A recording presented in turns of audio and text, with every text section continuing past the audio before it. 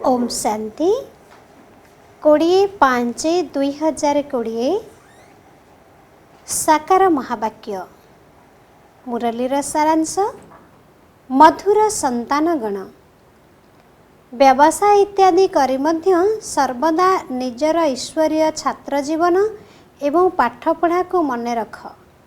स्वयं भगवान आमको पाठ पढ़ाउछंती, सर्वदा एही निशारे रुह। प्रश्न जेउ पिलामानकु ज्ञान अमृत हजम करिबा जଣା अछि सेमानकर लक्षण किपरि होइथिबो? उत्तर सेमानक भितरे सर्वदा आत्मिक निशा चढ़ी रहिथिबो एवं सेही निशा आधार रे सेमाने समस्तंकर कल्याण करि चलिबे।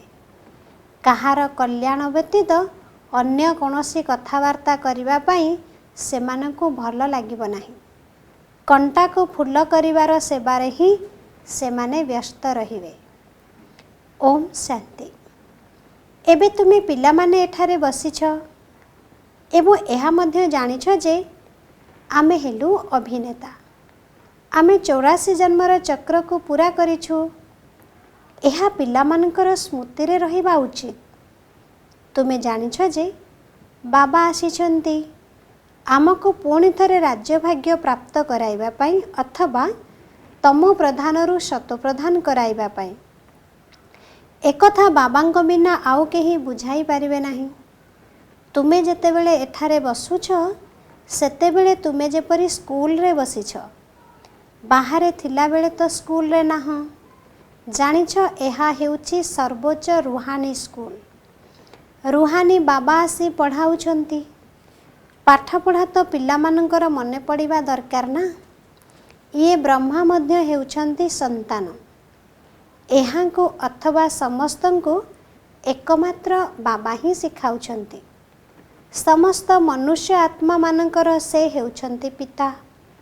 से आसी ब्रह्मा बाबांको शरीर धारणे तुमको बुझाउछंती, प्रतिदिन बुझाउछंती। एठारे बसिथिबा बेले बुद्धि रे स्मृति रहिबा दरकार जे आमे 84 जन्म नेइछु। आमे विश्वर मालिक थिलु, देवी देवता थिलु, पुणी पुनर्जन्म नहीं आसी नीच अवस्था रे अछु। भारत केते धनशाली थिला, सब कथा स्मृति रे आसुची। एहा भारतर ही कहानी, ता सहित आमर मध्य। निजको पुणी भूली न जाओ। आमे स्वर्ग रे राज्य करुथिलु, पुणी आमको 84 जन्म नेबाकू पड़िला। एही कथा सारा दिन स्मृति रे आनिबाकू पड़िबो। धंदा आदि कले मध्य पाठ तो मने पड़िबा दरकार ना। किपरि आमे विश्वर मालिक थिलु, पुणी आमे तळकू किपरि खसी आसिलु। बहुत सहज कथा, किंतु एही कथा मध्य कहार मने रहु नाही। आत्मा पवित्र न हेबा कारणरू बाबांक स्मृति भूली जाउछि। मते भगवान पढ़ाउछंती, एक कथा मध्य बुद्धिरू खसी जाउछि। मु बाबांकर छात्र। बाबा कहउछंती पिला माने यादर यात्रा रे रुह। बाबा आमको एही परी पाठ पढ़ाई लक्ष्मी नारायण कराउछंती। सारा दिन एहा स्मृति रे आसीबा दरकार। बाबा ही स्मृति देउछंती। एही भारत स्वर्ग थिला ना। आमे ही सही देवी देवता थिलु। सही देवी देवता माने एबे आसुरी प्रवृत्तिर होई जाइछंती। पूर्वे तुमर बुद्धि मध्य आसुरी थिला। एबे बाबा ईश्वरीय बुद्धि देइछंती। तथापि कहारी बुद्धि रे पशु नाही, भूली जाउछंती। बाबा केते निशा चढ़ाउछंती। तुमे पुनर्बार देवता हेबाकू जाउछ, तेनु तुम मध्य रे सेई निशा रहिबा उचित ना। आमे निजर राज्य नेउछु, आमे निजर राज्य करिबु। केते जनकर तो बिल्कुल निशा चढ़ू नाही। ज्ञान अमृत हजम ही हेउ नाही। जहांकर निशा चढ़िथिबो अन्यर कल्याण करिबा बिना अन्य कोनोसी कथावार्ता हेबाकू मध्य तांकू भल लागिबो नाही। कंटारू फूल करिवार सेबारे ही लागी रहिबे। पूर्वे आमे फूल थिलु, परे माया कंटा करि देछि। ଏବେ ପୁଣି ଥରେ ଫୁଲ ଭଳି ହେଉଛୁ। ଏହିପରି ନିଜ ସହିତ କଥାବାର୍ତ୍ତା ହେବା ଉଚିତ। ଏହି ନିଶାରେ ରହି ତୁମେ କାହାକୁ ମଧ୍ୟ ବୁଝାଇଲେ ତାଙ୍କୁ ତୁରନ୍ତ ତୀର ଲାଗିବ। ଭାରତ ଆଲ୍ଲାଙ୍କର ବଗିଚା ଥିଲା, ଏବେ ପତିତ ହୋଇଯାଇଛି। ଆମେ ହିଁ ସାରା ବିଶ୍ୱର ମାଲିକ ଥିଲୁ। କେତେ ବଡ଼ କଥା! ଏବେ ପୁଣି ଆମେ କ'ଣ ହୋଇଯାଇଛୁ? କେତେ ତଳକୁ ଖସି ଯାଇଛୁ। ଆମର ଚଢ଼ିବା ଏବଂ ଖସିବାର ଏହି ନାଟକ ଚାଲିଛି। ଏହି କାହାଣୀ ବାବା ବସି ଶୁଣାଉଛନ୍ତି। ଭକ୍ତି ମାର୍ଗରେ ଯାହା ଶୁଣିଛ ତାହା ମିଥ୍ୟା, ଏହା ହିଁ ସତ୍ୟ। ସେମାନେ ସତ୍ୟନାରାୟଣଙ୍କର କଥା ଶୁଣାଇଥାନ୍ତି, କିନ୍ତୁ ସେମାନେ କ'ଣ ବୁଝିପାରନ୍ତି କି ଯେ ଆମେ କିପରି ଚଢ଼ିଲୁ ପୁଣି କିପରି ତଳକୁ ଖସିଲୁ? ଏହି କଥା ସତ୍ୟନାରାୟଣ ବାବା ହିଁ ଆସି ଶୁଣାଉଛନ୍ତି। ସତ୍ୟନାରାୟଣ କଥା ଏକମାତ୍ର ବାବା ଶୁଣାଉଛନ୍ତି, କାହିଁକିନା ସେ ସତ୍ୟ ଅଟନ୍ତି। ସତ୍ୟ ଜ୍ଞାନ ଶୁଣାଇ ତୁମମାନଙ୍କୁ ସତ୍ୟନାରାୟଣ କରାଉଛନ୍ତି। ରାଜପଦ କିପରି ହରାଇଲୁ, ଏହି ସାରା ନାଟକ ଆମ ଉପରେ ଆଧାରିତ। ଆତ୍ମାକୁ ଏବେ ଜଣାପଡ଼ିଲା ଯେ ଆମେ କିପରି ଏବେ ବାବାଙ୍କ ଠାରୁ ରାଜତ୍ୱ ନେଉଛୁ। ବାବା ଏଠାରେ ପଚାରିଲେ କହୁଛନ୍ତି, ହଁ ନିଶା ଅଛି। ପୁଣି ବାହାରକୁ ଗଲା ପରେ କହିବେ, ବାବା ନିଶା ରହୁନାହିଁ। ପିଲାମାନେ ନିଜେ ଜାଣିପାରୁଛନ୍ତି, ଯଦିଓ ହାତ ତ ଉଠାଇ ଦେଉଛନ୍ତି, କିନ୍ତୁ ଚଳଣି ଏପରି ଯେ ନିଶା ରହୁନାହିଁ। ଅନୁଭବ ତ ହେଉଛି ନା? ବାବା ପିଲାମାନଙ୍କୁ ମନେ ପକାଇ ଦେଉଛନ୍ତି, ପିଲାମାନେ ତୁମକୁ ମୁଁ ରାଜତ୍ୱ ଦେଇଥିଲି, ତୁମେ ପୁଣି ହରାଇଦେଲ। ତୁମେ ତଳକୁ ଖସି ଆସିଛ, କାହିଁକି ନା ଏହା ହେଉଛି ଚଢ଼ିବା ଏବଂ ଖସିବାର ନାଟକ। ବାବା କହୁଛନ୍ତି, ମୋତେ ମନେ ପକାଇଲେ ତୁମର ପାପ କଟିଯିବ, ତୁମେ ଖାଣ୍ଟି ସୁନା ହୋଇଯିବ। ମୁଁ ହେଉଛି ସମସ୍ତଙ୍କର ପିତା, ପତିତପାବନ। ତେଣୁ ବାବାଙ୍କ ବୁଝାଇବାରେ ଏବଂ ଆତ୍ମାମାନଙ୍କ ବୁଝାଇବାରେ କେତେ ଫରକ ରହିଛି। ଧରିନିଅ କେହି ନୂଆ ଆସୁଛନ୍ତି, ତାଙ୍କ ମଧ୍ୟରୁ ଯେ ଏଠିକାର ଫୁଲ ଅର୍ଥାତ୍ ଏହି କୂଳର ଆତ୍ମା ହୋଇଥିବେ ତାଙ୍କୁ ହିଁ ଅନୁଭବ ହେବ।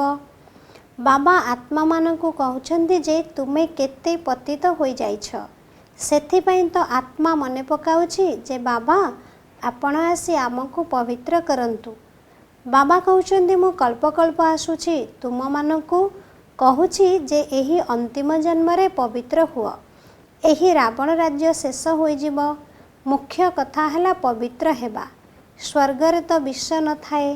କେହି ଆସିଲେ ତାଙ୍କୁ ବୁଝାଅ ଯେ ବାବା କହୁଛନ୍ତି, ନିଜକୁ ଆତ୍ମା ଭାବି ମୋତେ ମନେ ପକାଇଲେ ପବିତ୍ର ହୋଇଯିବ, ଖାଦ ବାହାରିଯିବ। ମନ୍ମନାଭବର ଅକ୍ଷର ତ ମନେ ଅଛି ନା? ବାବା ନିରାକାର ଅଟନ୍ତି। ଆମେ ଆତ୍ମାମାନେ ମଧ୍ୟ ହେଉଛୁ ନିରାକାର। ଯେପରି ଆମେ ଶରୀର ଦ୍ୱାରା ଶୁଣୁଛୁ, ବାବା ମଧ୍ୟ ଏହି ଶରୀରରେ ଆସି ବୁଝାଉଛନ୍ତି। ନଚେତ୍ କିପରି କହିବେ ଯେ ମାମିକମ୍ ୟାଦ୍ କର, ଦେହର ସବୁ ସମ୍ବନ୍ଧ ଛାଡ଼। ନିଶ୍ଚିତ ଏଠାକୁ ଆସୁଛନ୍ତି, ବ୍ରହ୍ମାଙ୍କ ଶରୀରରେ ପ୍ରବେଶ କରୁଛନ୍ତି। ପ୍ରଜାପିତା ବ୍ରହ୍ମା ଏବେ ବାସ୍ତବରେ ଅଛନ୍ତି। ଏହାଙ୍କ ଦ୍ୱାରା ଆମକୁ ବାବା ଏହିପରି କହୁଛନ୍ତି। ଆମେ ବେହଦର ବାବାଙ୍କୁ ହିଁ ମାନୁଛୁ।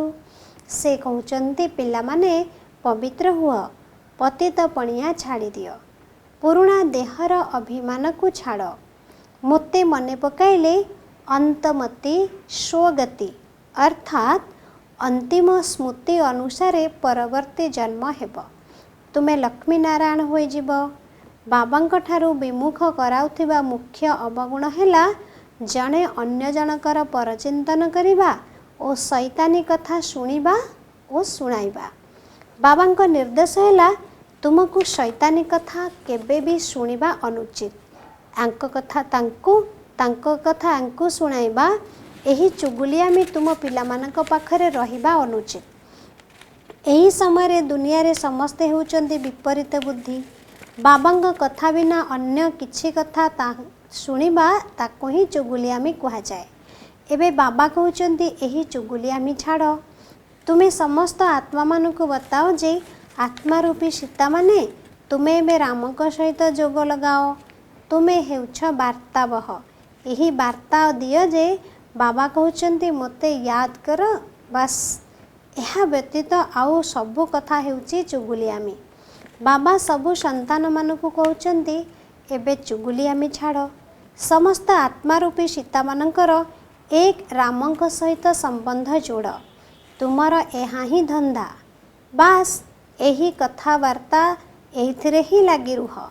ବାବାଙ୍କୁ ୟାଦ କରିବାର ସନ୍ଦେଶ ଦିଅ। ଏହି ବାର୍ତ୍ତା ଦେଇ ଚାଲ। ବାବା ଆସିଛନ୍ତି, କହୁଛନ୍ତି ତୁମକୁ ସତ୍ୟ ଯୁଗକୁ ଆସିବାକୁ ହେବ। ଏହି ଲୌହ ଯୁଗକୁ ଛାଡ଼ିବାକୁ ହେବ। ଏକ ବାବାଙ୍କ ସହିତ ପ୍ରୀତ ବୁଦ୍ଧି ରହିବା ଆବଶ୍ୟକ। ଏହିପରି ବିଚାର ସାଗର ମନ୍ଥନ କଲେ ତୁମକୁ ବହୁତ ମଜା ଆସିବ। ଏହି ବାବା ମଧ୍ୟ କହୁଛନ୍ତି ମୁଁ ମଧ୍ୟ ବାବାଙ୍କୁ ୟାଦ କରିବା ପାଇଁ ବହୁତ ମେହନତ କରୁଛି। ସାରାଦିନ ଖିଆଲ ଚାଲୁଛି। ତୁମକୁ ମଧ୍ୟ ଏହି ମେହନତ କରିବାକୁ ହେବ। ଆଚ୍ଛା, ଧାରଣା ପାଇଁ ମୁଖ୍ୟ ସାରାଂଶ। 1 ନମ୍ବର ପଏଣ୍ଟ, କାହାକୁ ବି ଏକମାତ୍ର ରାମ ଅର୍ଥାତ୍ ବାବାଙ୍କ କଥା ବିନା ଅନ୍ୟ କୌଣସି କଥା ଶୁଣାଇବା ଅନୁଚିତ। ଜଣଙ୍କର କଥା ଅନ୍ୟ ଜଣକୁ ଶୁଣାଇବା, ପରଚିନ୍ତନ କରିବା ଏହା ଚୁଗୁଲିଆମି ଅଟେ। ଏହାକୁ ତ୍ୟାଗ କରିବାକୁ ହେବ। 2 ନମ୍ବର ପଏଣ୍ଟ, ଏକମାତ୍ର ବାବାଙ୍କ ସାଥିରେ ପ୍ରୀତି ଅର୍ଥାତ୍ ସ୍ନେହପୂର୍ଣ୍ଣ ସମ୍ବନ୍ଧ ରଖିବାକୁ ହେବ। ପୁରୁଣା ଦେହର ଅଭିମାନକୁ ଛାଡ଼ି ଏକମାତ୍ର ବାବାଙ୍କର ସ୍ମୃତି ଦ୍ୱାରା ନିଜକୁ ପବିତ୍ର କରିବାକୁ ହେବ। ବରଦାନ, ଅଲୌକିକ ନିଶାର ଅନୁଭୂତି ଦ୍ୱାରା ନିଶ୍ଚୟର ପ୍ରମାଣ ଦେଇ ସଦା ବିଜୟୀ ହୁଅ। ଅଲୌକିକ ଆତ୍ମିକ ନିଶା ହିଁ ନିଶ୍ଚୟର ଦର୍ପଣ। ନିଶ୍ଚୟର ପ୍ରମାଣ ହେଲା ନିଶା ଏବଂ ନିଶାର ପ୍ରମାଣ ହେଲା ଖୁସି।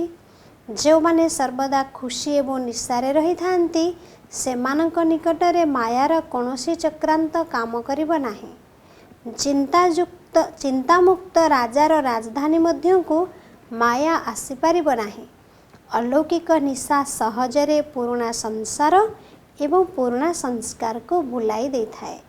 ସେଥିପାଇଁ ସର୍ବଦା ଆତ୍ମିକ ସ୍ୱରୂପର ନିଶାରେ, ଅଲୌକିକ ଜୀବନର ନିଶାରେ, ଫରିସ୍ତା ସ୍ୱରୂପର ନିଶାରେ ବା ଭବିଷ୍ୟତର ନିଶାରେ ରୁହ, ତେବେ ବିଜୟୀ ହୋଇଯିବ। ସ୍ଲୋଗାନ, ମଧୁରତାର ଗୁଣ ହିଁ ବ୍ରାହ୍ମଣ ଜୀବନର ମହାନତା। ସେଥିପାଇଁ ନିଜେ ମଧୁର ହୁଅ ଏବଂ ସମସ୍ତଙ୍କୁ ମଧୁର କର। ଓମ୍ ଶାନ୍ତି।